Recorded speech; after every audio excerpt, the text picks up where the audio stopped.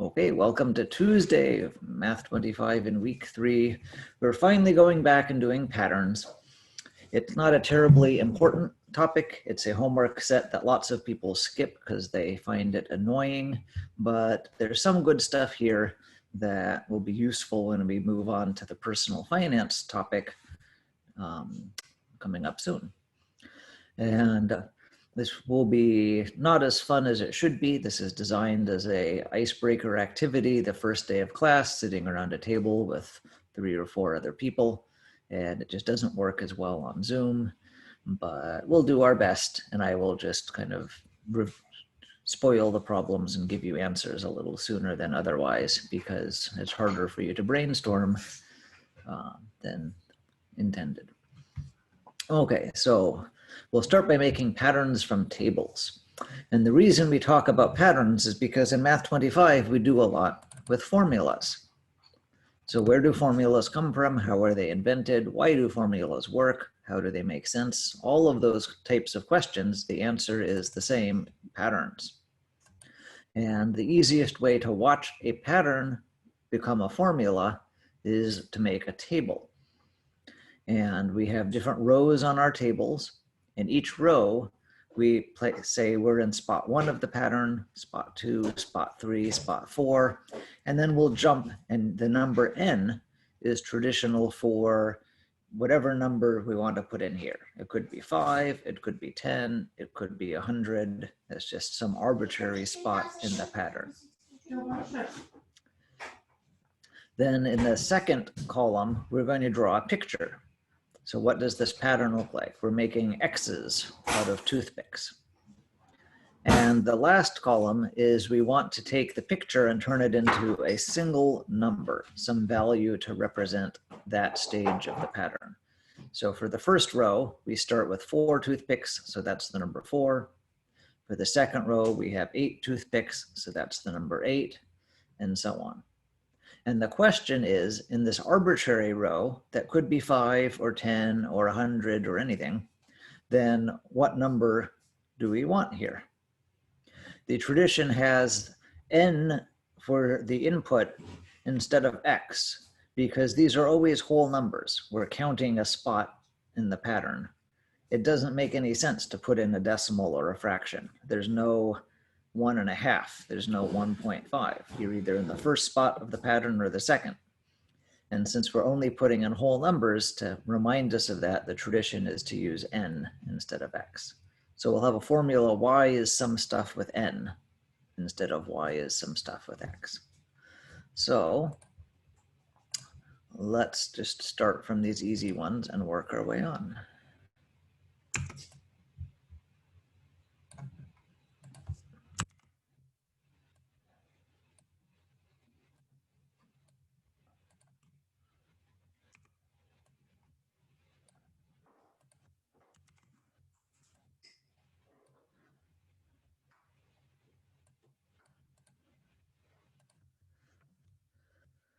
Okay. Any guesses immediately on what y would be for this first problem? Oh, I'm curious as to what the 3 dots are. That's just an ellipsis, like when you're writing in English, that dot, dot, dot, something happens here. So I can't Okay. draw how many x's there are, because I don't know if n is 5 or if n is 100. Right. I say that there's some number of x's of toothpicks here, and I'm skipping over it. That's a great question. Okay. Yeah, it just looks like we're working with multiples of 4. Yeah. So you can see the pattern going sideways.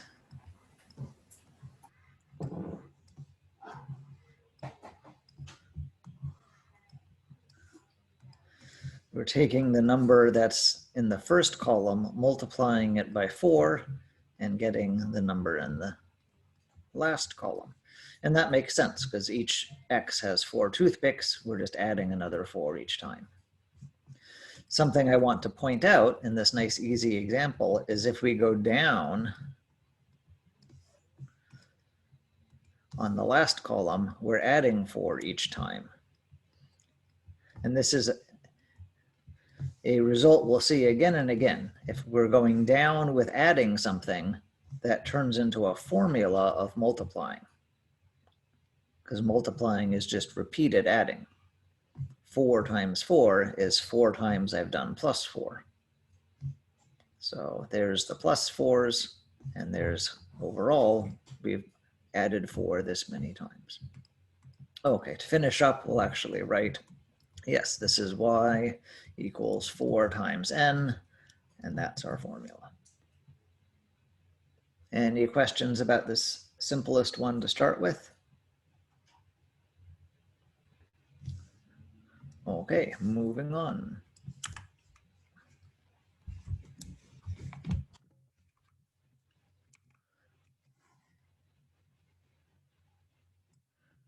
That's gonna grab.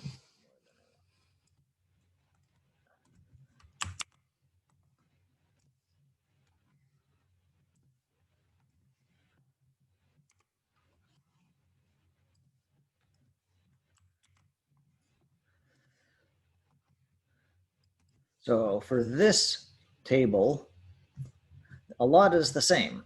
We're still counting down. We still kind of run out of space after the fourth spot on the pattern and immediately jump to the arbitrary spot. We don't know if that's a 5 or a 10 or 100. We still have an ellipsis to say, I don't know how to draw this picture, but I'm going to put a bunch of more stuff in there. And then we have the third column saying, here's the value that goes with the picture. In this picture, we're making a caterpillar or a train or a bunch of row houses, whatever it looks like to you. We start with 4 toothpicks, but when we continue on, we're only adding 3 more each time. We don't have to duplicate the already existing previous edge of the shape. So how do I analyze this one? Where do I start looking at it in the same ways that we did before? And what will I eventually get for the formula?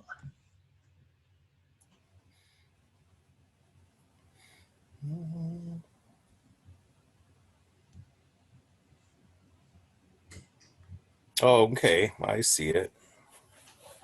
Tell me what you see. Yeah, it looks like y equals times 3 plus 1. That's true. Let me draw it in steps because you did a whole bunch all at once there. So each time I go down, I'm adding 3. 4 plus 3 is 7. 7 plus 3 is 10. 10 plus 3 is 13. And again, that's because each time we go down, we have 3 more edges that are happening. The plus 3 turns into a times 3 as we're going across. Oops.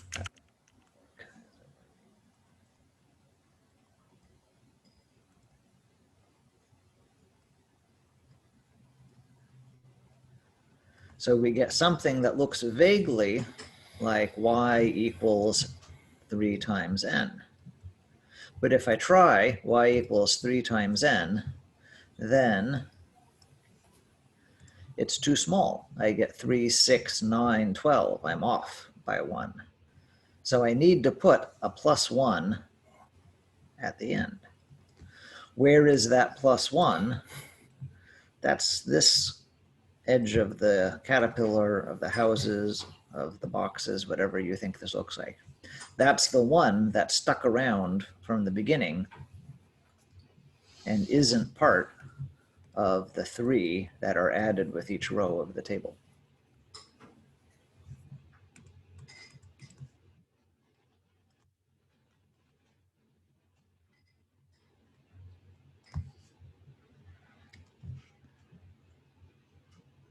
Okay, everyone happy with that?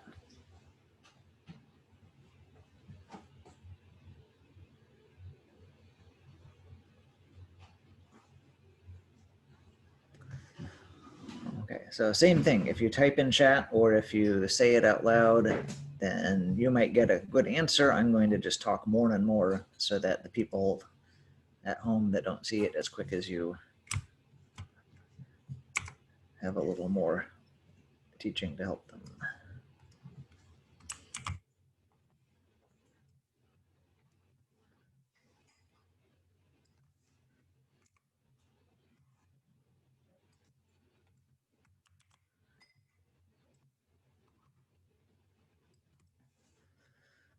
Okay, next problem.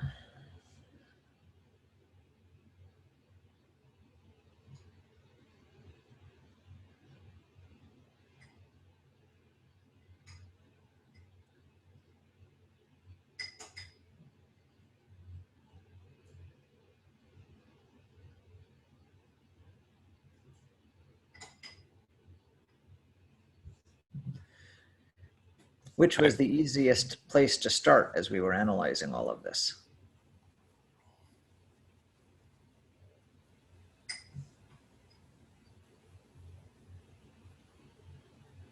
Oh, I mean, I just started with the first one by counting all of our sticks. Mm-hmm. Yep, 1, 2, 3, 4, 5, 6. So we have 6 of them.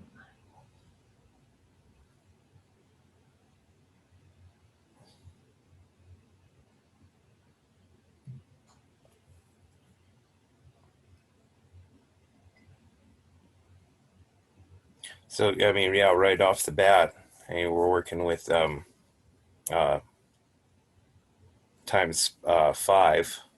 Yes. So as before, every time we go down a row, we're adding 5. Where is that in the picture? It's these extra 5 toothpicks. We don't need a 6th one because we already have sort of an outside edge there that we don't need to double count. And that turns into a times 5 going across. But as before, times 5 isn't quite right. If I have y equals 5 times n, that would be 5, 10, 15, 20, counting by 5s. So we still have to add 1. We still have to add 1. And just like before, where is that 1 in the picture? It's the initial left side of our shape. So we started with 5, but we also had the 1 extra. And then we add 5 each time. Tangentially, for some people, the pictures help a lot. And for other people, they just make it worse. So if you don't like the pictures, that's okay. You have a number of classmates that are just like you. So all of these were toothpick problems. Now we're going to move on and look at problems about area.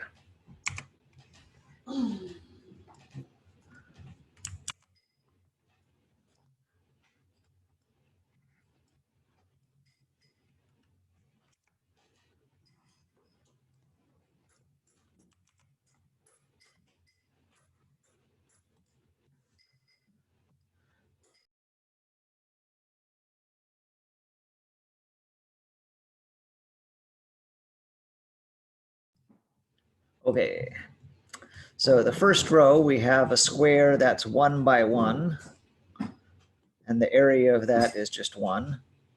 For the second row, we have a square that's 2 on each side, and the area of that is 4.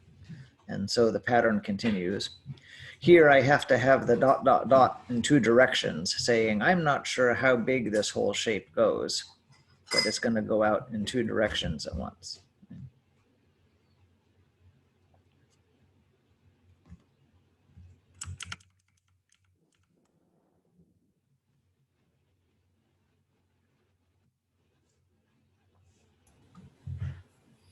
So yeah, I mean to actually write out the formula, I mean the area, the one side times the one side, Mm-hmm. might call you know, x times y. Um, but yeah, writing it in the actual universal formula, um, yeah, see, the first thing I just go to think of is graph in and out tables and start writing um, a bunch of exponents out. Don't make it too But complicated. I don't want to make it You were saying that it's just length times width, length times width. Yeah. right? So for the square, what is it? So this one is 3 times 3. This one is 3 times 3. How about in general, where we know only n? In chat, someone put 16, and this one is 16 with a 4 and a 4. But we're not sure how big this really is because of the dot, dot, dot. Is this 4 on a side? Is this 5 on a side? Is this 100 on a side? So using n, what am I going to say? And we're going to keep this one square all Mhm. around. Even so, we'd n times n. Yeah. And if you are a fancy math person, you could also write that as y equals n squared. And that's why we call an exponent of 2 squared. It's how big the square is if you tell me the side.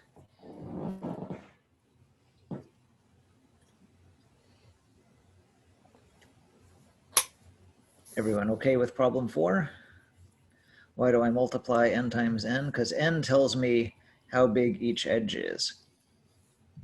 So 2 and 2, n tells me how big each edge is.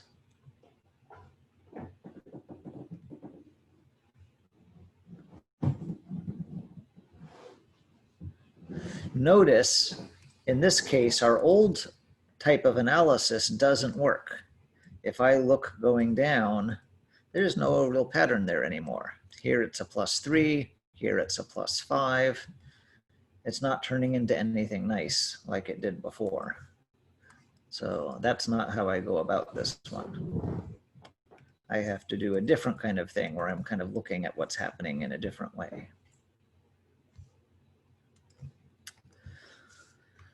Oh, okay. So this one is pretty tricky. If you really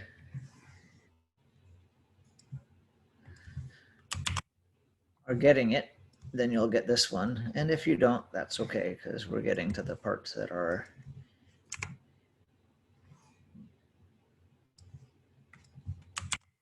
less obvious. So now instead of a square, we have these rectangles. And you can see the pattern. The height is always bigger than the base. And again, this is a placeholder. I'm drawing it like n is 4, but because of the dot, dot, dot, then this could be a much bigger rectangle. I'm not really sure.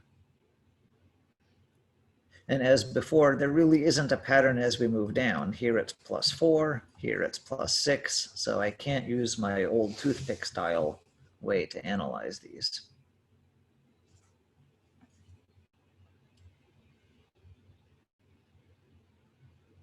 It's still true that the area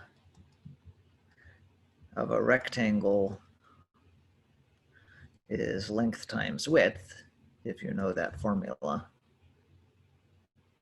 Maybe I should write it spelling it out instead of with just L and W.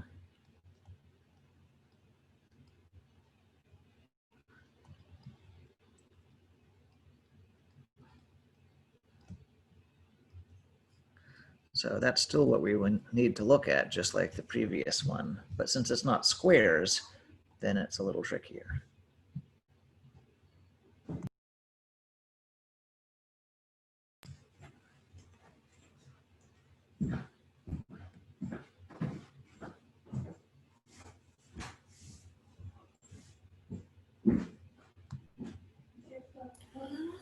So I can kind of see the pattern just looking at the placement. And of course, the first one starts out 1 times 1, Not 1 times 1. It's or 1. 1 times 2. Mhm. Um, And I'm going to foreshadow things and put the 2 in a different color. Oh, okay. For the second one, the 2, from the fact we're at the second one of the pattern, there's the 2. and then times 3. Mm-hmm.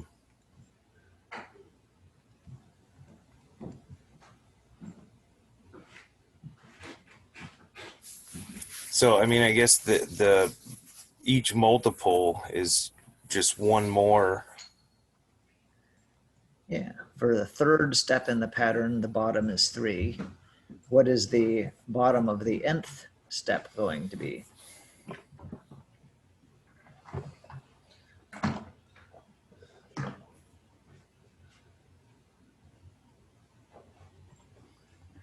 Oh, as I drew it, it's 4, but it might not always be 4. If n was 5 or 10 or 100, it's going to be a very big rectangle instead.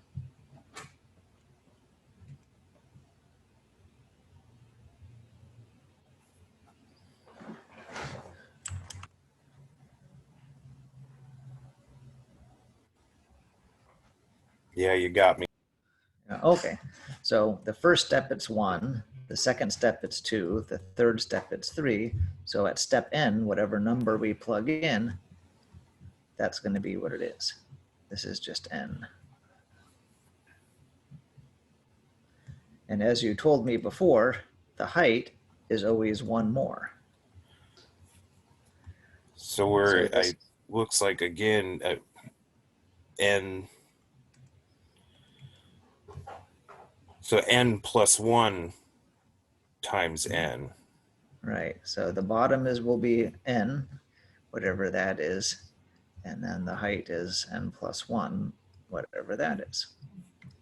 So 3 and 1 more than 3, 2 and 1 more than 2, and whatever we pick, whether it's 5 or 10 or a million, and then 1 more than that.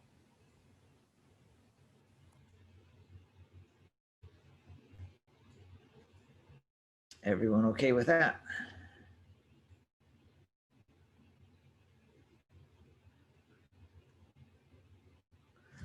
Okay, and that's as far as it's important. So if you can understand problem 5, then you are quite ready for the personal finance topic. We will see a pattern that will now be more understandable. But I would be an irresponsible math teacher if I didn't do number 6. So this is, oops, by far the trickiest one. If you don't get it, that's okay. But this is a pattern that shows up so much in nature and sciences that I need to show it to you. Otherwise, it would be like, I don't know, teaching poetry and never showing you sonnets or something like that.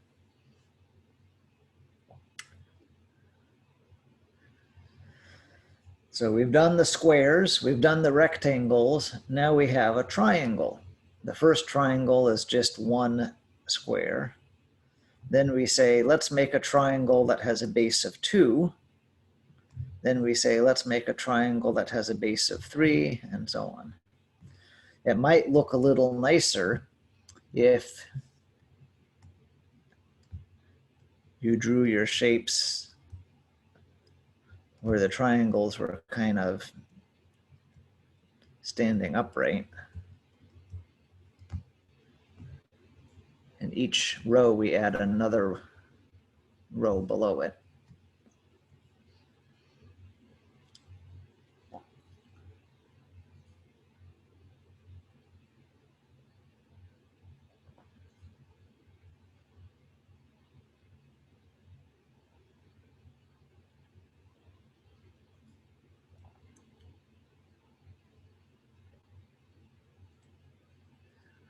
And this one almost no one gets. So if you like this kind of puzzle and you're watching the video at home, then pause the video because I'm about to give it away.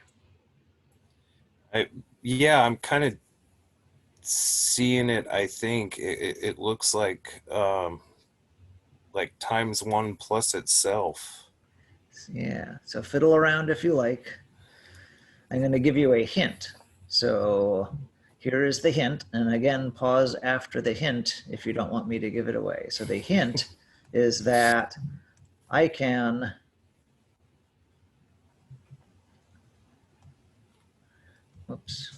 copy each shape. So on top of each shape, I will make a kind of rotated copy of it.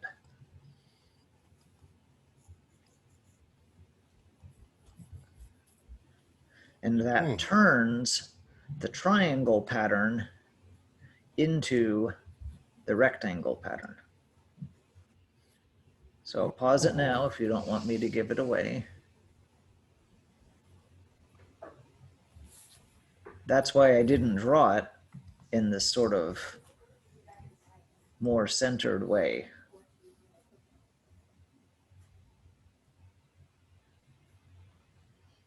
So we know the rectangle pattern. We just did that. It was the number of the row on the bottom and one more than that for the height. So what we will have as our pattern is we'll start with that rectangle pattern, but that's twice as big as we want because we have an extra copy of each of our shapes. So to get back to what we want, we have to divide by 2 to get rid of that extra copy that I drew on. And this pattern, although it looks kind of oddly complicated, happens all the time in nature. You can do a search online, Wikipedia or other places about the rectangle pattern and see all sorts of amazing things. It makes spirals for leaves and shells and all sorts of good stuff. If you don't believe me that it hides everywhere, then here are a few more. So how many toothpicks does it take to make a pyramid or triangle like this? This isn't exactly the rectangle formula. 1, 3, 6 is not the same as 3, 9, 18, but you can build from this one to this one by modifying it a little bit, add a little something, or multiply by a little something. Or how many toothpicks does it take to make the edges of a square? Again, 4, 12, 24, 40 isn't the rectangle pattern, but you can fiddle with the rectangle pattern to get to this one.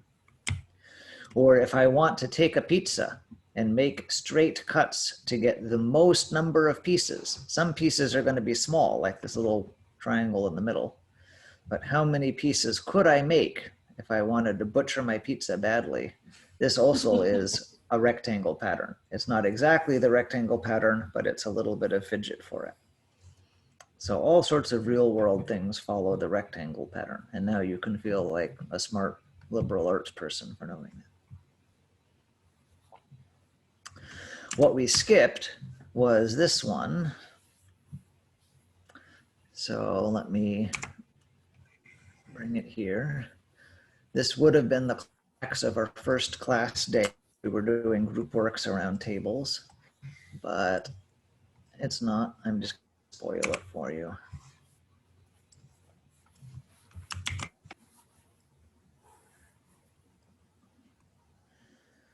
So dust floats in there. If you've ever shaken out a rug or doormat, you know that. The dust particle has weight and pulled down by gravity, but there's also an upward force, the resistance. And just like water strider bugs can walk on water because they don't weigh enough through the surface tension of the water, then dust particles are sort of standing on the air below them. And most dust actually around forever. It'll eventually fall to the ground, but some dust sticks around the air quite a lot. So our question is,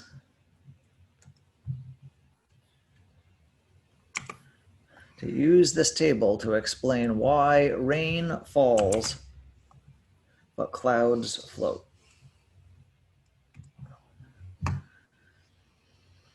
Let's imagine a water in the air. It has one square, one drop of water.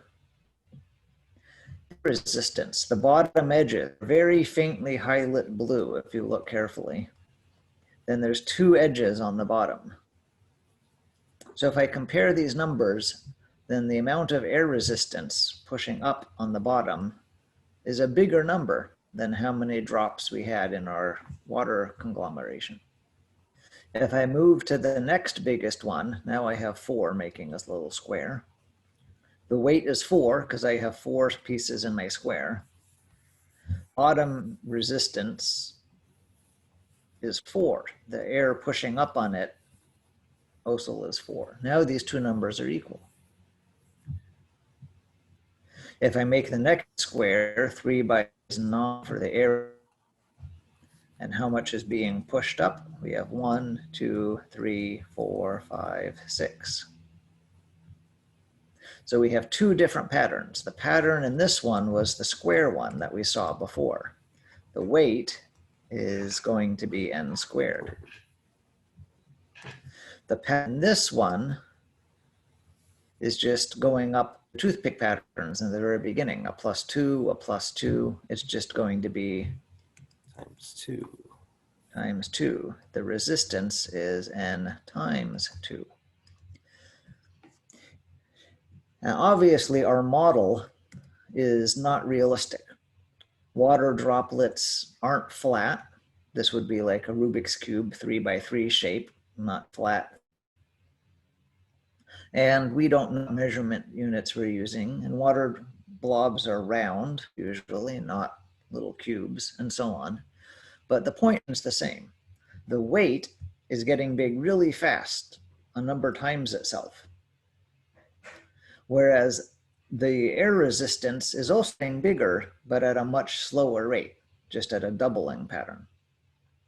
And I don't know the physics to explain how much bigger the weight needs to be, how many water drops need to glob together to make something big enough to be a raindrop and not a particle in a cloud. But there will be some number that's so big that this weight number that gets big so much faster just overpowers the air resistance number. And I don't know if that's at n is 100 or n is 1,000 or n is 1,000,000. There will be some number of water drops that when you get that many together, the air resistance has to give up and it can't hold in the air anymore and the drop is down. The weight is the bigger thing.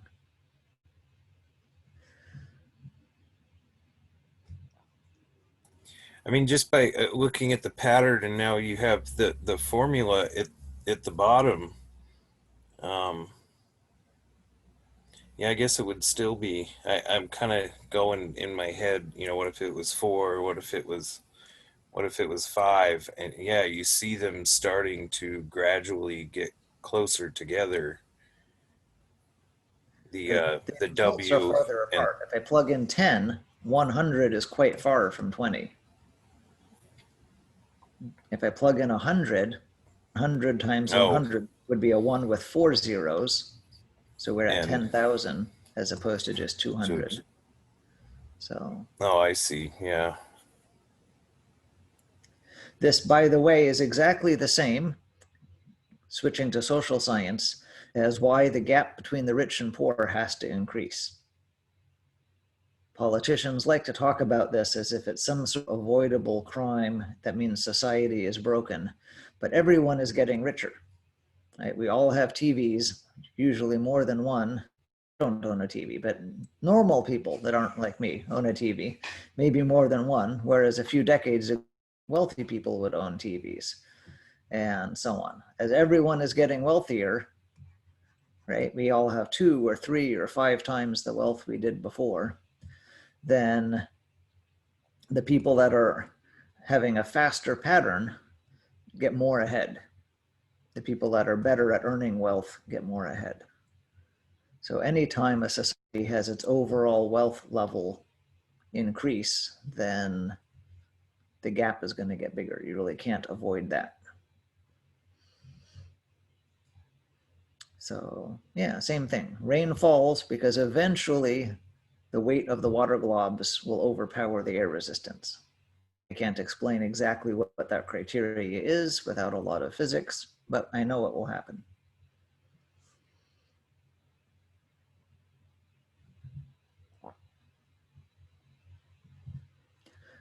Oh, so that's all of the patterns topic. Let's look at the 10 problems. I went past them too much. So here are kind of triangular tables with 3 people around them. The blue dots are the chairs or the people. And if I was to make this long row of tables, what would the pattern be? What if we had square tables? And we made a long row of square tables. How many people could you seat around the row? Here's a toothpick pattern that sort of makes a wiggly W kind of shape. Or here's an area problem that looks sort of like a plus sign that gets fat or something. Who knows what that's supposed to be. Then here's the hollow diamond shape, which is an odd one because the first step of the pattern is empty. There's no objects at all. It starts at 0. Then to help you think 3-dimensionally, what if we have something that's sort of like the stand at the bottom of an office chair or a road construction sign? So it gets bigger in the 4 directions at the bottom, like the base of it, and then there's a post that sticks up from the top too. There's a famous pattern for the chessboard story that you may have read, where there's some person that is hires a smart person to make the game of chess. There's several versions of the story from different countries. And how does that work? And then there's a cute story about Richard Feynman. One of the books in our class library is the autobiography of Feynman, which is very funny. And so to help you understand that trains and fly story, we have 3 problems to break things up into small steps. The random exercises is just to draw a table with at least 4 shapes. I can't make a random chart to have you analyze, so I have to work backwards. So what am I going to ask you to do if you want to do this one on a test?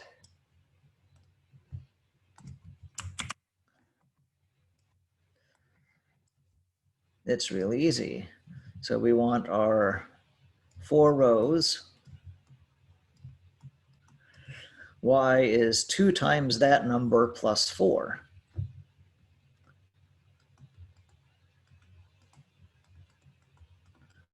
So this was our n. So 2 times 1 is 2, plus 4 is 6. 2 times 2 is 4, plus 4 is 8. 2 times 3 is 6, plus 4 is 10, and so on. And if I wanted to draw a row of shapes, I could say, I have 2 shapes, and then I have 4 things added on the end. And now I have 2 shapes twice.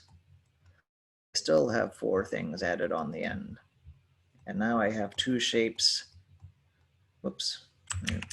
3 times. And I still have 4 things on the end. And now I have 2 shapes 4 times. And I still have 4 things added on the end. However you want to draw this, I don't care what it looks like. But trying to show that the 2n is this part, and the plus 4 is that part, so I can tell you understand what's happening. Since websites aren't very good at drawing pictures, the answer key for this just has to sort of alternate back and forth. That this kind of square, that kind of square, and then the things that were the plus 4 are the circles. Hopefully that makes some sense. You don't have to use this style. You don't have to use that style. Draw it however it makes sense to you.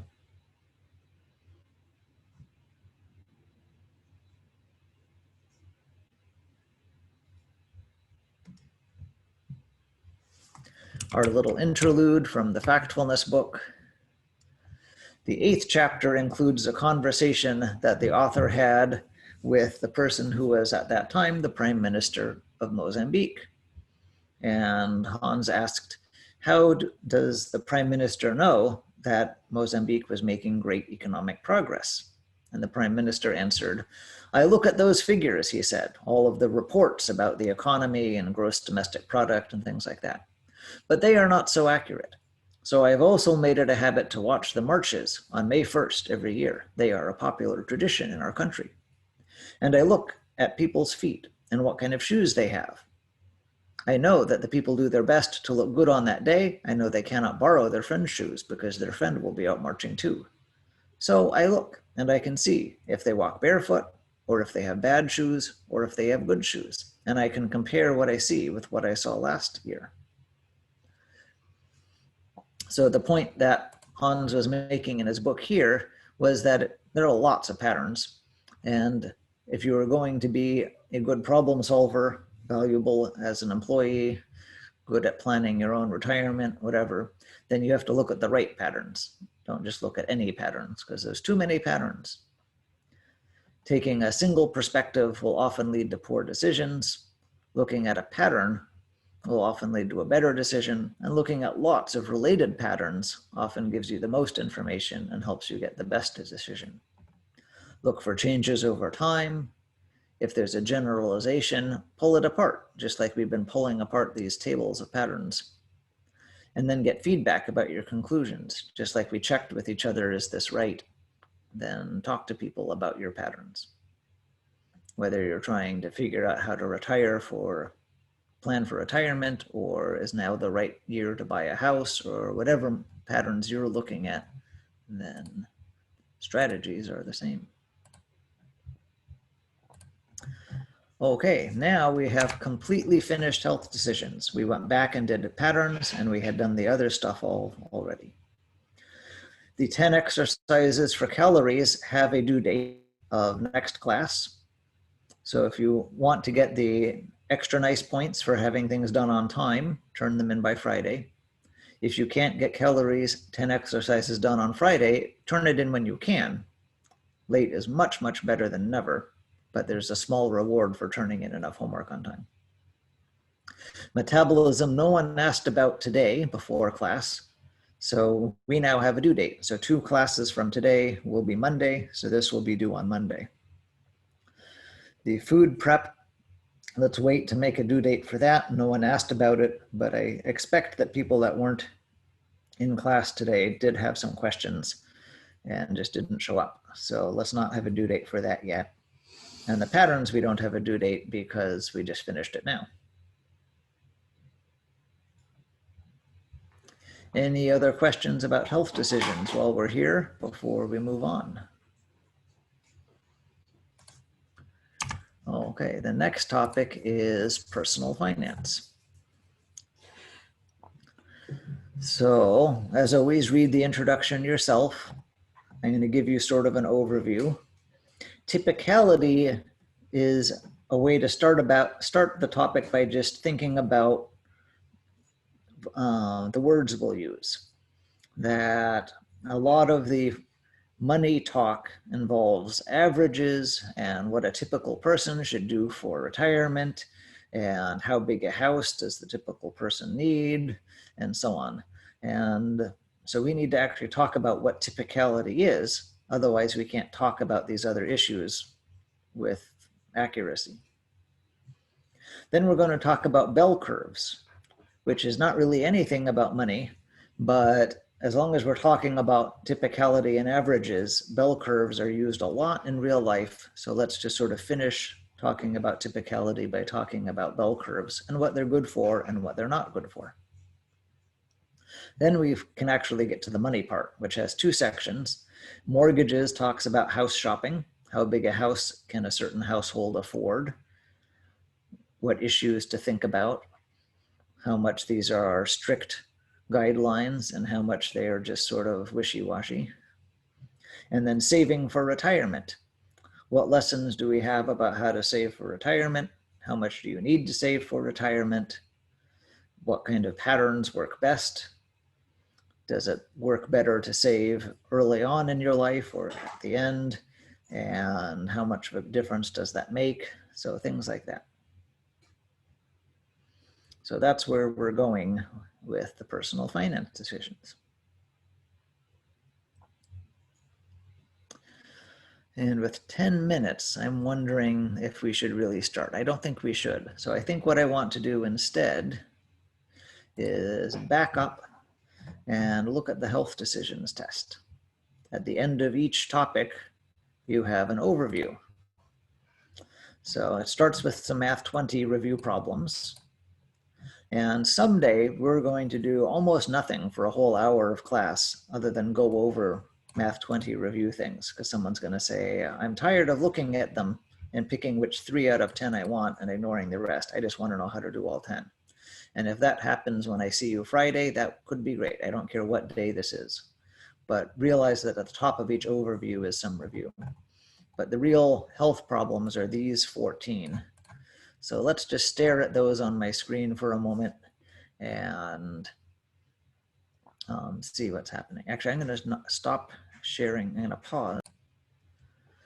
So all 14 of these are things you should be able to do if you've been caught up on everything, which is a big assumption because this term has started rough. We have people with, they were sick, their kids were sick, they have other classes with big projects, they got very confused with emails, they had technology problems, whatever. So the number of people that are really feeling caught up is small, but you can catch up.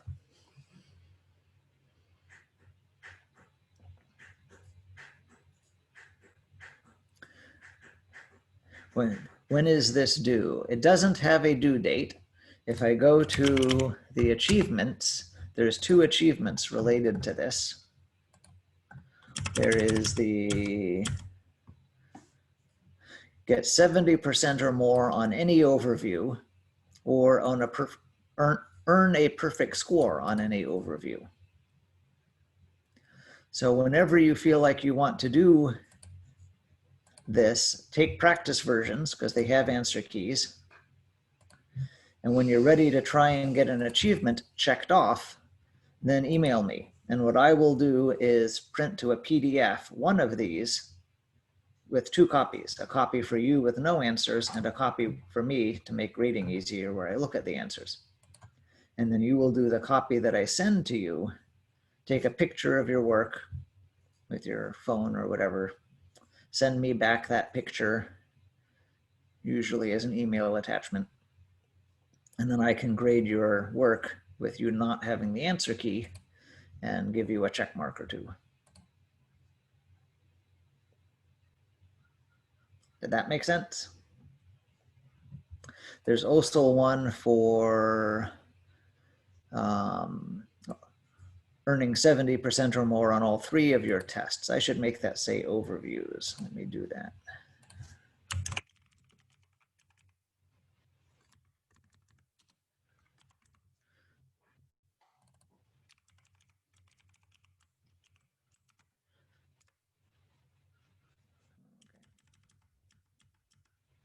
Now it says overviews there. So if you do the health, the personal finance, and the business finance and get a good 70% or more on all of those, then that's a 3rd way to get a check mark. And since the final exam is just those 3 smushed together, then you're quite ready for the final if you had 70% on each of them, which is why that's called safety dance.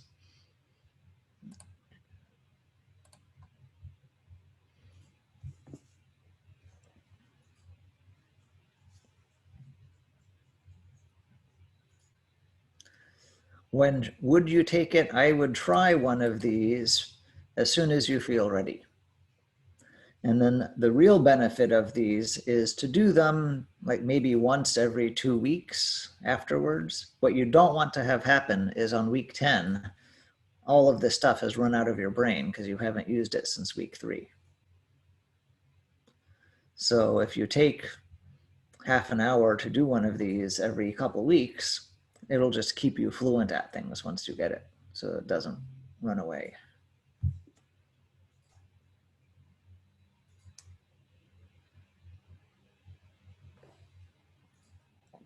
Okay, we have time for a question. Anyone want to pick one of these 14 and have me do it on the whiteboard?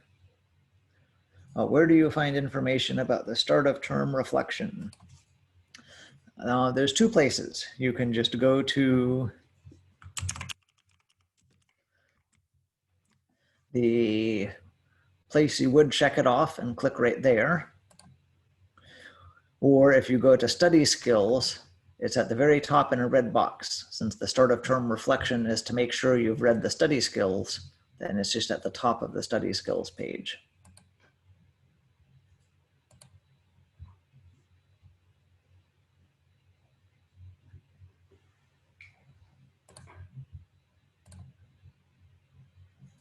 Okay, back to that. Anyone want one problem or should we just be done?